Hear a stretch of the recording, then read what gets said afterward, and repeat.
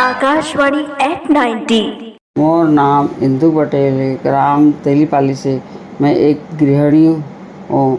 आज आकाशवाणी ला 90 वर्ष पूरा होके एकर उपलक्ष्य में पूरा आकाशवाणी परिवार ला बहुत बहुत बधाई और शुभकामना देत हूँ। आकाशवाणी सुनत मोला कई दशक बीत गए। ओमे रामचरितमानस से अपन दिन के शुरुआत करना, तेकर पाछू भक्ति संगीत, देशभक्ति गीत और देश विदेश के समाचार संग अपन स्थानीय खबर मन घलो मिल जाथे।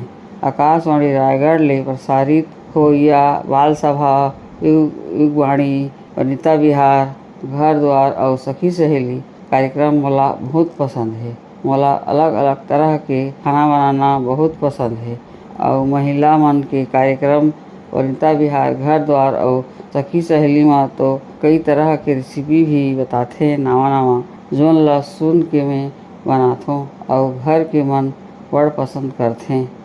जब घर के सब अपन काम बुता में निकल जाथे तेकर पाछू में रेडियो सुनत अपन बुता काम ला करथों। एकर से मोर काम भी हो जाथे और मनोरंजन भी।